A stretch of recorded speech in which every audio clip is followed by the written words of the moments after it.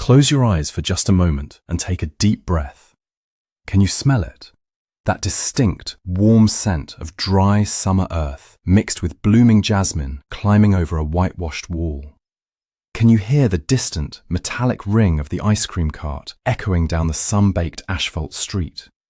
Welcome back to the 1970s and 1980s in Greece. Today, we are going on a deeply personal journey to a time that feels like a beautiful, faded photograph. We are going to explore 20 unbelievable details and lost rituals of a Greek childhood that have completely disappeared from our modern world.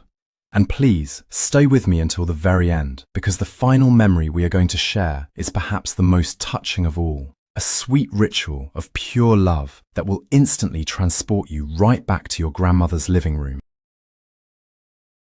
Life in Greece during those decades flowed at a completely different rhythm. Time was not something we constantly chased, it was something we simply lived in. The days felt incredibly long, stretching out like a lazy cat in the Mediterranean afternoon sun. We did not have smartphones in our pockets, we did not have hundreds of television channels, and we certainly did not have constant digital stimulation. But let us debunk a modern myth right now. The lack of technology did not mean our lives were empty or emotionally poor. In fact, it was the exact opposite. Because we had fewer distractions, we had more of each other. We valued the art of waiting. We knew our neighbours not just by name, but by their voices echoing from balcony to balcony across the narrow streets. Human connection was not a text message. It was a loud, passionate conversation over a cup of Greek coffee. We may have had less money in our pockets, but we were wonderfully wealthy in sincerity, imagination, and community. The details we are about to remember are not just old objects or habits. They are the very heartbeat of a generation that knew how to find magic in the ordinary. And now, let us remember the Alana, the sacred, dusty sandlots of our youth. If you grew up in a Greek city or town during the 1960s or 1970s, you know exactly what this means. This was not a manicured playground with soft rubber floors and careful supervision. It was a vacant, dusty patch of earth between apartment buildings, overgrown with weeds at the edges, where the magic of childhood truly happened. You would finish your homework as fast as humanly possible, grab a cheap plastic ball, and run outside. The air smelled of dry earth and impending dusk. There were no referees and no adults telling you how to play. You made the rules yourself. You formed the teams, and you negotiated every dispute with loud, passionate arguments that somehow never ruined the friendship. You played football until the streetlights flickered on and cast long, dancing shadows on the dust. You would fall, scrape your knees on the gravel, wipe the blood with a dirty hand, and keep playing. Nobody panicked or rushed you to a doctor. The game was absolutely everything. And then, one by one, the voices of the mothers would echo from the balconies above, calling your name across the neighborhood. You walked home exhausted, covered in dirt, completely out of breath, but with a heart full of undeniable joy. Those empty lots are mostly gone now, replaced by concrete garages, but the memory of that wild freedom still lives in our bones. Let us turn our minds to the sound that defined a Greek summer, the ringing bell of the wandering ice cream cart. Long before giant supermarkets carried endless varieties of frozen desserts, the arrival of the ice cream man was a daily neighborhood event. You would hear the bell from 3 streets away, and a sudden wave of panic and excitement would wash over you. You had to run to your mother, beg for a few drachma coins, and sprint down the stairs before the cart rolled away. The man usually wore a crisp white apron, pushing a heavy insulated cart that seemed to hold all the treasures of the world. When he opened the thick metal lid, a cloud of cold, magical vapor escaped into the suffocating summer heat. You would hand over your heavy coins and receive a simple treat wrapped in thin paper. Usually, it was a plain vanilla and chocolate block, melting almost instantly in the fierce sun. The taste of that simple, unsophisticated ice cream, mixed with the sweat on your face and the joy of the chase, was absolute perfection.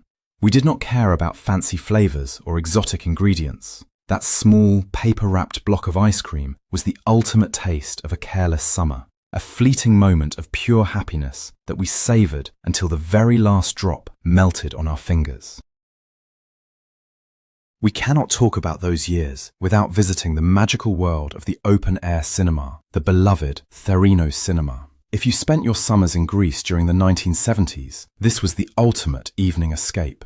As the intense heat of the day finally surrendered to a gentle evening breeze, families would walk to the local outdoor theatre. You did not walk into a cold, air-conditioned room. You walked into a walled garden under the vast, starry Mediterranean sky. The air was always heavy with the intoxicating scent of blooming jasmine and honeysuckle climbing up the whitewashed walls. You would sit on those simple, slightly uncomfortable canvas director chairs, your feet resting on the cool gravel. Before the movie even started, the ritual demanded a trip to the small canteen for a paper cone filled with roasted pumpkin seeds. For the next 2 hours, the only sounds were the dramatic dialogues echoing through the crackling speakers, the gentle whir of the heavy film projector, and the rhythmic cracking of hundreds of seeds. Sometimes, the film reel would break, the screen would go brilliantly white, and the crowd would playfully whistle and clap until the projectionist fixed it. You were surrounded by your neighbours, sharing laughter and tears under the moonlight. It was a communal celebration of the summer night that no modern, high-tech cinema can ever hope to replicate. Think back to the neighbourhood kiosk, the legendary Periptero, which was the true centre of our small universe.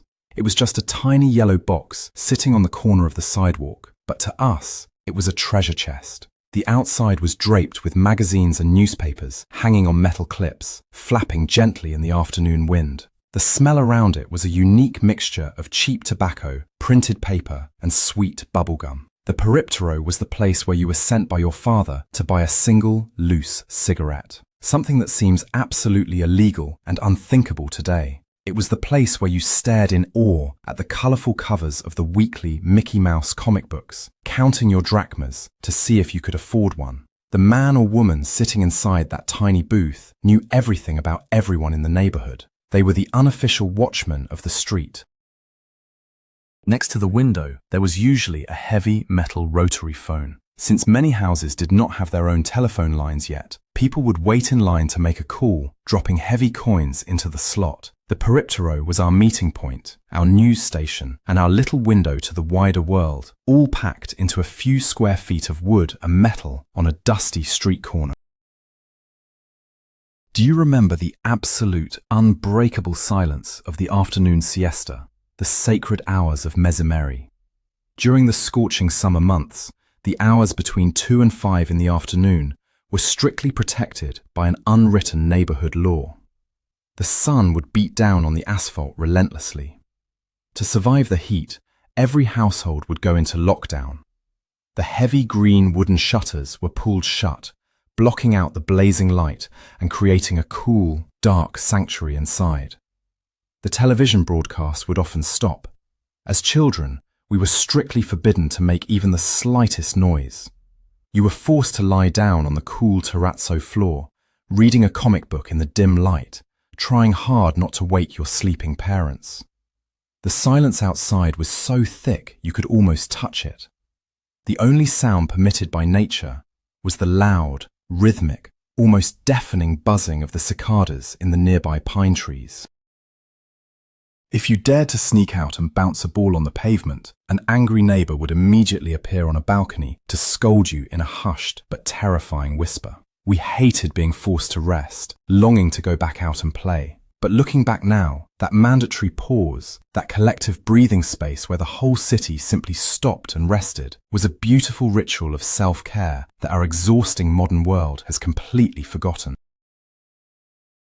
Let us journey into the classroom and remember the crisp blue school uniforms, the iconic poddies. For decades, up until the early 1980s, every child in Greece wore the exact same outfit to school. For the girls, it was a dark blue dress with a bright white collar, and for the boys, it was a similar blue uniform. Putting on that poddies in the morning was a ritual of transformation. It did not matter if your family was rich or poor, or if your father was a doctor or a factory worker. Once you walked through the heavy iron gates of the schoolyard, you were all equal. The fabric was often stiff, and the white collars required constant washing and ironing by our tired mothers. You would carry a heavy, square leather satchel on your back, filled with worn-out notebooks and wooden pencils. The classrooms smelled of chalk dust, wet wool on rainy days, and floor wax. The teachers were strict figures of ultimate authority, and respect was not negotiated, it was demanded. When the heavy brass bell rang, the sea of blue uniforms would rush into the yard, a chaotic wave of energy and laughter. While we eventually cheered when the uniform mandate was abolished, many of us now look back at those blue podies with a deep, nostalgic ache for the simplicity and the profound sense of equality they brought to our young lives. Nothing brings back the warmth of those days quite like the memory of the Sunday family lunch, the legendary Kyriakatiko trapeze. Sunday was not just the end of the week, it was a grand weekly festival of family unity. You would wake up early, perhaps attending the morning church service, with the faint smell of incense still lingering on your clothes. As you walked back home, every open window in the neighborhood broadcasted the same mouth-watering aroma. It was the scent of roasted meat, usually lamb or chicken, baking slowly in the oven with potatoes, lemon, and a generous handful of wild oregano. The dining table was extended to its maximum length and covered with the best white lace tablecloth. The entire extended family gathered around. Aunts, uncles, grandparents, and cousins all squeezed together. The television was usually off, replaced by the loud, chaotic symphony of a dozen people talking at the exact same time. Glasses of homemade wine were poured, and arguments about politics or football would flare up and die down within minutes. As a child, you would sit there, eating until you could not breathe, listening to the roaring laughter of your parents. That Sunday table was our safe harbour. It was the place where we learned who we were, deeply rooted in the noisy, chaotic, and incredibly loving embrace of our Greek family. Before dawn even broke, the streets of our neighbourhoods hosted a quiet, magical visitor. It was the traditional milkman, Ogelatas. Long before pasteurised milk in cardboard cartons sat on supermarket shelves for weeks, milk was a fresh, daily delivery. You would hear the rhythmic clopping of a horse, or the puttering of a small, three-wheeled motorcycle in the pre-dawn darkness. Then came the unmistakable clinking sound of thick glass bottles tapping against each other. He would leave the fresh bottles right on your doorstep and take the empty ones away. When you woke up, your mother would bring the milk inside. It had a thick, rich layer of yellow cream sitting at the top. Because it was raw, it had to be boiled immediately. The whole kitchen would suddenly fill with that warm, sweet, comforting smell of boiling milk on the small gas stove. Your mother had to stand there watching it like a hawk, because the moment she looked away, the milk would violently boil over and make a terrible mess. Drinking that warm milk, perhaps with a piece of fresh bread dipped in it, was the ultimate morning comfort.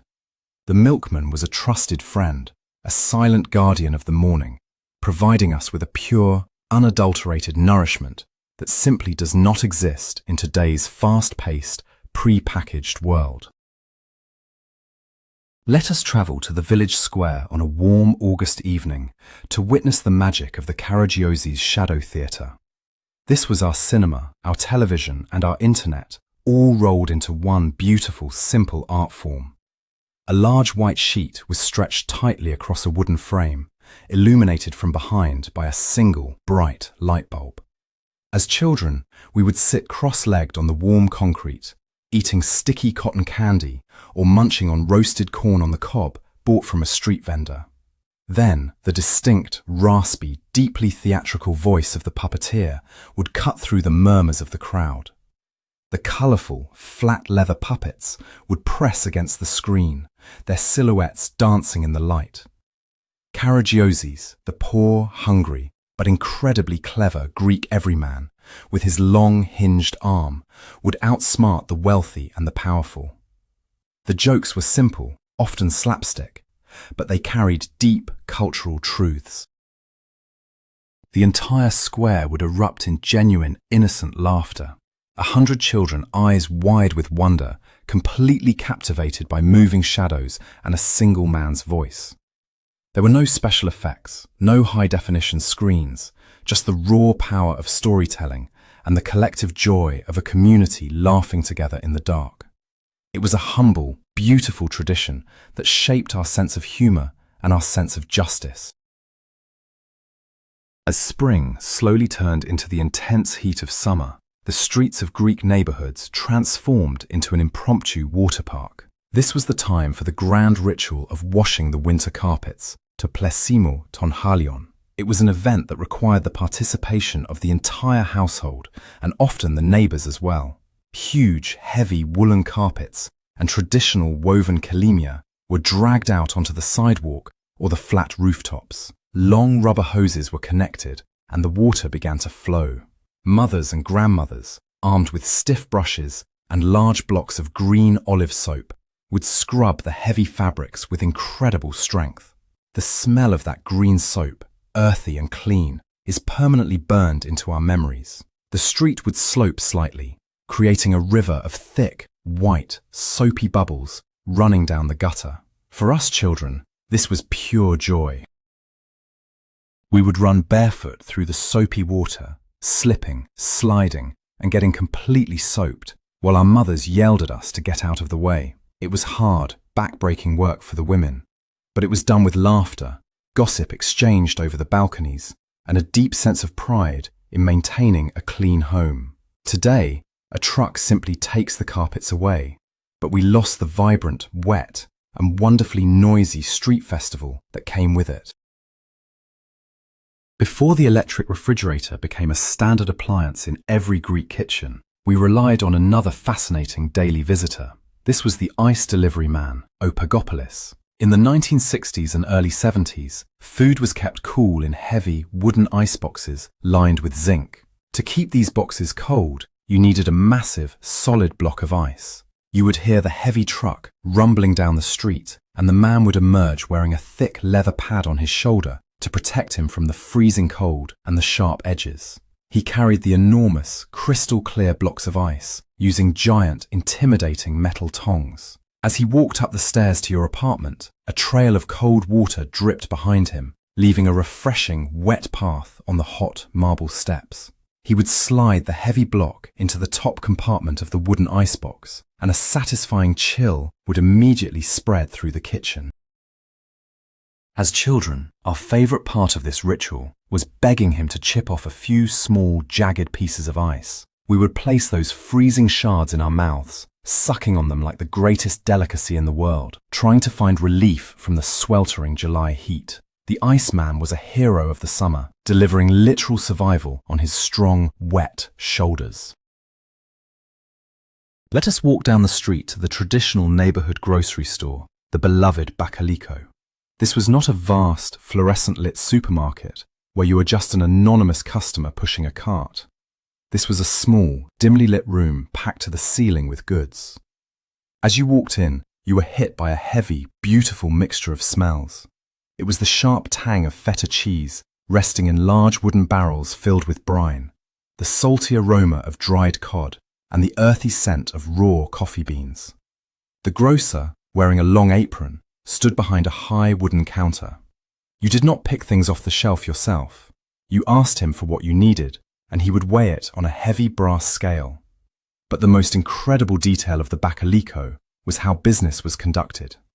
Money rarely changed hands on a daily basis. Instead, the grocer had a small, worn-out notebook called the teftary.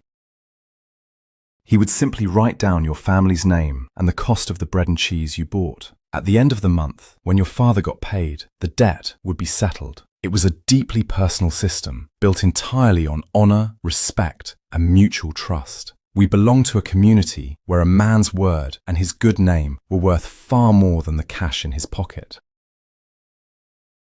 When we step out of the Bakaliko, let us look down at the asphalt, where the faint white lines of our childhood still seem to linger. Before the streets became completely choked with parked cars, the road was our playground. You would find a piece of broken plaster or chalk and draw the intricate squares for a game of hopscotch or kutso. Girls and boys, wearing cheap rubber shoes, would hop on one foot for hours, trying desperately not to step on the lines. A little further down, a fierce game of dodgeball, known as Miller, was taking place. The rules were simple, the equipment was minimal, but the intensity was Olympic. We did not need organized sports clubs or expensive gear to feel the thrill of competition. We used the walls of the apartment buildings to bounce the ball. We used the sidewalks as our boundaries, and we used our endless imagination to create entire tournaments out of thin air.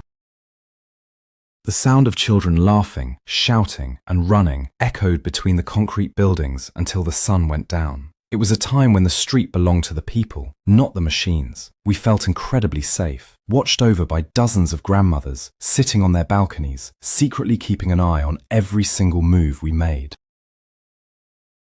As the warm months faded and the bitter chill of a Mediterranean winter set in, our homes were transformed by the arrival of the kerosene heater, the petrogazzo. Central heating was a luxury few could afford, so our battle against the cold was fought room by room. The petrogazzo was a small, heavy metal stove that stood in the center of the living room. Igniting it was a delicate ritual. The moment the match hit the wick, a strong, distinct, and almost intoxicating odor of burning kerosene filled the air. It is a smell that instantly transports any Greek of that generation back to their childhood. The heater cast a beautiful, cozy orange glow through its glass window, fighting back the damp chill of the house. We would huddle as closely around it as our parents would allow, wrapping ourselves in heavy woolen blankets. But the most magical part was what happened on the flat metal top of the heater. Our mothers would place thick slices of homemade bread there to toast, or lay down fresh orange peels. As the peels slowly roasted on the hot metal, they released a sweet, citrusy smoke that masked the smell of the kerosene and made the room feel incredibly festive and warm. We may have been freezing in the hallways, but around that glowing stove, we were perfectly, happily warm. The streets of our childhood were never quiet. They were a vibrant, interactive theatre brought to life by the wandering tradesmen. Today, if something breaks, we throw it away and buy a new one. But back then, everything was precious and everything could be fixed. You would hear a long, melodic shout echoing down the street, announcing the arrival of the ganomatis, the tinker who came to re-tin the heavy copper cooking pots. A few days later, it would be the karalidou, the man who skillfully repaired the woven straw seats of our wooden chairs, right there on the sidewalk. And then there was the knife sharpener, carrying a heavy grinding wheel on his back. He would set it up, pump the pedal with his foot, and press our dull kitchen knives against the spinning stone. A spectacular shower of bright orange sparks would fly into the air, and we children would stand entirely mesmerized by the show. These men were artists of survival, keeping the neighborhood running with their bare hands and incredible skills. Their loud voices were the original notifications of our day, a constant reminder that we were part of a living, breathing ecosystem where nothing was wasted and human labor was deeply respected. Let us remember a very specific, deeply satisfying crime we all committed on a daily basis: the stealing of the bread crust, the legendary gonia. Every morning, or sometimes in the late afternoon, your mother would send you to the local bakery to buy a fresh loaf of bread. As you pushed the door open, you were enveloped in the intoxicating, warm aroma of fresh yeast and baked flour drifting out of the giant ovens. The baker would hand you a large, rustic loaf, still burning hot, wrapped in a thin piece of white paper. Your mission was simply to walk home, but the temptation was always too great. As you walked down the street, holding that warm treasure against your chest, your fingers would inevitably find their way to the crunchy, perfectly baked end of the loaf. You would tear off the gonia, the corner, and eat it right there on the sidewalk. The contrast between the incredibly crispy crust and the soft, steaming center was a culinary masterpiece. You would arrive home with a loaf of bread missing its ends, and your mother would sigh, pretending to be angry, but knowing perfectly well that she used to do the exact same thing when she was a child. It was the simplest food in the world, yet it tasted better than any gourmet meal.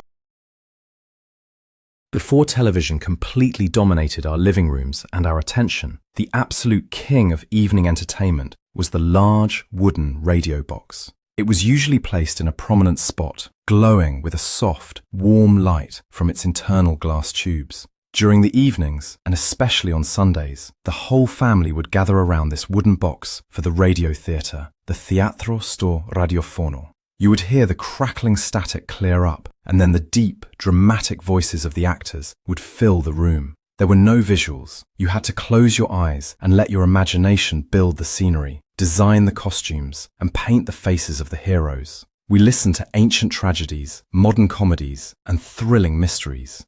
On Sunday afternoons, the tone shifted completely as the intense, rapid-fire voice of the sports announcer brought the football matches into our homes.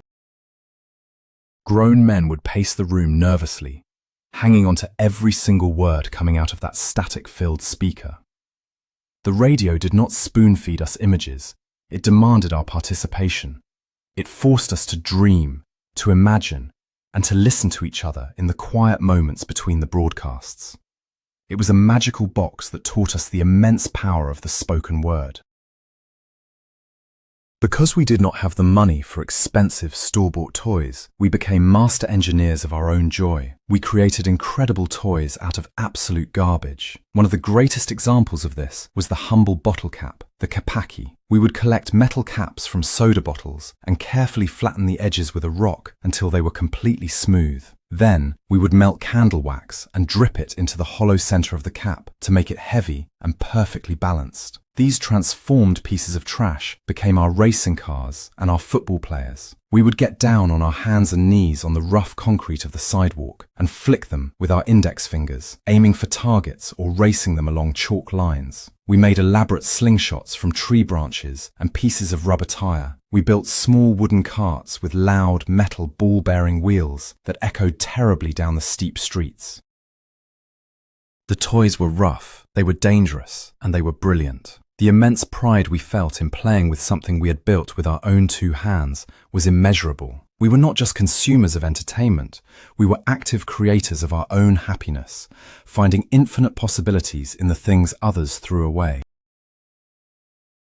Let us recall the morning rush and the incredible balancing act of the Kuluri vendor. Before the city fully woke up, these hard-working men were already on the streets, standing near bus stops or outside schools. They carried a massive, flat wooden board balanced perfectly on top of their heads, piled high with hundreds of fresh koulouria. The smell of those toasted sesame seeds hanging in the cool morning air is the true scent of a Greek morning. You would hand over a few small coins, and he would slide a soft, chewy bread ring off the stack. The contrast of the slightly sweet, dense dough and the crunchy, nutty sesame seeds was the perfect, quick breakfast on the go. As you bit into it while running to school, the sesame seeds would inevitably fall like snow all over your clean, blue uniform. The koulouri was the ultimate democratic food. Businessmen in suits and school children in torn shoes all stopped at the same corner to buy the exact same bread ring. The vendor, loudly calling out his wares while perfectly balancing his heavy wooden tray, was a symbol of honest, hard work and a beloved fixture of our daily routine that we deeply miss today. Finally, we arrive at the most sacred and sweet ritual of all, a memory that holds the very essence of Greek love and hospitality. It is the memory of your grandmother's spoon sweets, the legendary gliko tou koutalou.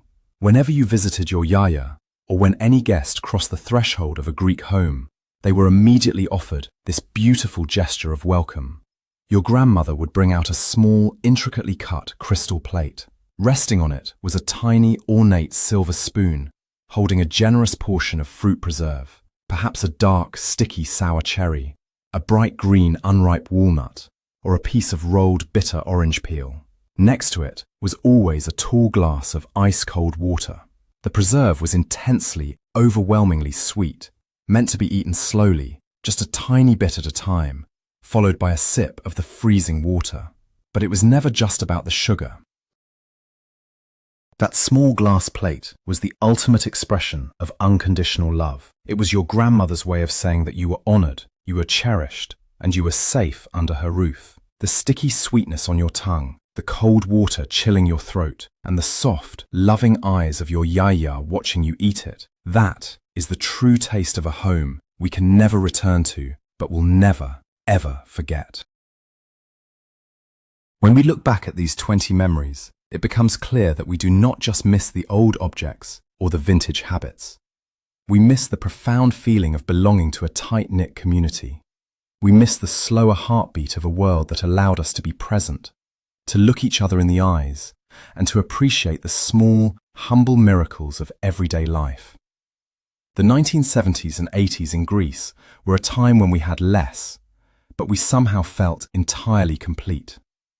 If this journey back in time touched your heart, please subscribe to our channel and leave a like on this video so we can continue preserving these beautiful memories. Now, I turn to you, my friend. Which of these rituals made you smile the most? Or is there another unforgettable detail from your Greek childhood that we did not mention? Please, write your personal story in the comments below. Let us read them, let us remember together, and let us keep the magic of our youth alive for just a little while longer.